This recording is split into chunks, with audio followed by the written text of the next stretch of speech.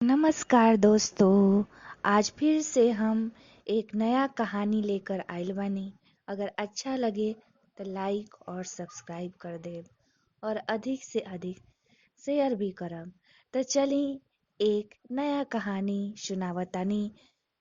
पुन्नू भूत।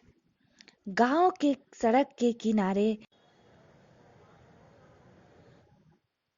गांव से दूर सड़क के किनारे पीपल के पेड़ पर एक भूत रहत रहे। उ बड़ा बदमाश रहे। जो लोग रास्ता से गुजरत रहन और पीपल के पेड़ के नीचे रुकस, उ सबके बड़ा तंग करत रहे। जब लोग परेशान होत रहन तो पुन्नू भूत के बड़ा मजा आवत रहे। हरखू शाह गांव के बनिया रहन। उ जब भी शहर सामान लेवे जास या उधर से लौटस तब पीपल के पेड़ के नीचे बैठकर खाना खात रहन। पुन्नू भूत के उनका के तंग करे में बड़ा मजा आवत रहे। सेठ जैसे खाना निकालस तो उ खाना के पत्तल में छेद कर देत रहे, तो कभी रोटी चुरा लेत रहे। सेठ सोचत रहन कि सेठानी की गलती बा। जब सेठ सो जात रहन तो उनका सारा सामान के फेर बदल कर देत रहे। कभी गाड़ी से बैल के खोल देत रहे तो कभी सुते सेठ के तोंद पर तक धिनादिन करत रहे। हरिया खेत से निकल के जब भी आराम करे खातिर पीपल के पेड़ के नीचे आवत रहे तो वह कभी हल तो कभी कुदाल गायब कर देत रहे। ओकर बदमाशी सिर्फ पीपल के छाया तक ही सीमित रहे। उ जैसे पीपल से अलग होत रहे तो ओकर देह जले लागत रहे।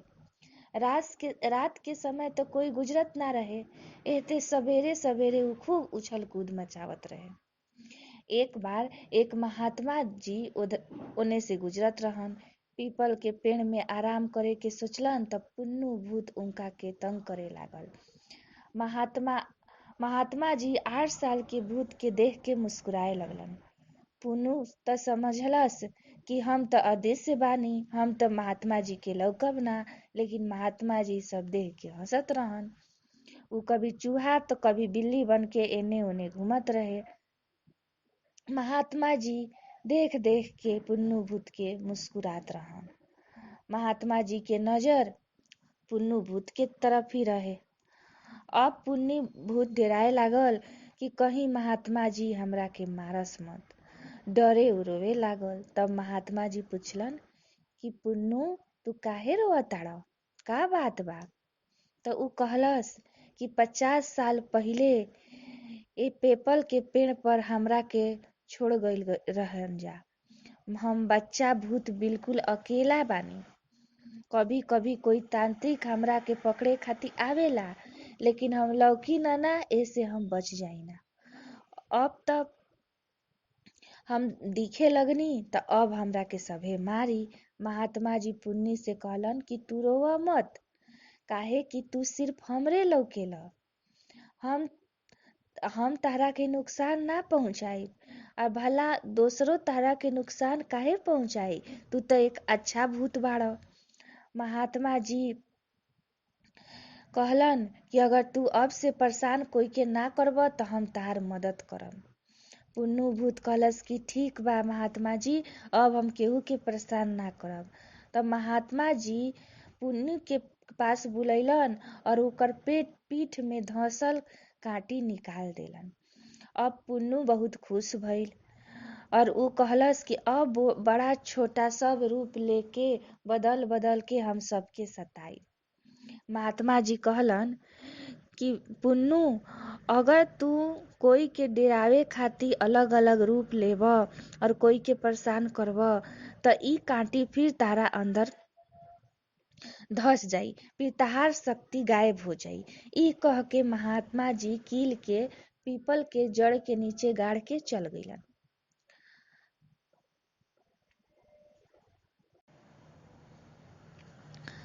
महात्मा जी के जाए के बाद पीपल से नीचे उतर के बगल के खेत में कीचड़ में फसल गिलहरी के पुन्नू देखलस तो ओकरा के बाहर निकाल देलस। गिलहरी के परिवार ओकरा के बहुत धन्यवाद देलस। ई देख के पुन्नू भूत बहुत खुश भइल। कील निकाले से अब उ त अनभूत की तरह एने ओने घूम सकत रहे। पुन्नू बस्ती में जाए के सोचत रहे तो एक तोता के रूप धारण करके बस्ती में पहुँचे। ओइजा देखलस कि कुछ बच्चा खेलता। उ बच्चा बहुत खुश रहे। लोग के गेंदा खेलते देख पुन्नू भी गेंदा खेले के सोचलस। शाम हो जाए पर उ चूहा बनत रहे और सबके घर में एने ओने घूमत रहे। सेठ आपन सामान के खोजत रहन और उ बड़ा परेशान रहन। ग्राहक उनका से दवाई मांगत रहे लेकिन पुन्नू उनकर दवाई एने ओने फेंक देले रहे। सेठ और उनकर बेटा दोनों मिल के दवाई खोजत रहन जा। उ लोग बड़ा परेशान रहन जा। तब सेठ उ लोग के तब पुन्नू उ लोग के परेशान देख के सोचलस कि अब सेठ की दवाई हम वापस कर देतानी। फिर जहाँ सेठ के दवाई रहे ओइजे उ ला के रख देलस। सेठ जी और उनकर बेटा दवाई लेके बहुत खुश रहन। ग्राहक और सेठ के दुनों के खुश देख के पुन्नू के भी बहुत अच्छा लागल। अब उ हरिया के घर पहुँचलस।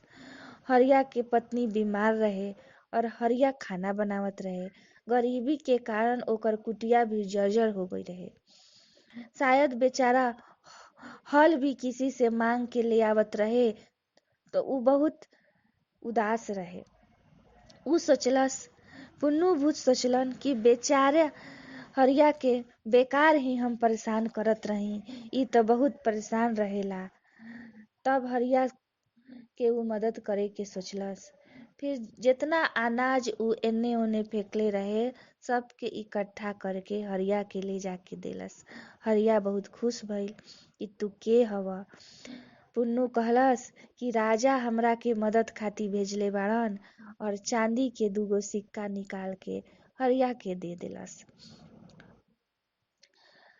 हरिया राजा के और पुन्नू भूत के बहुत धन्यवाद देलस।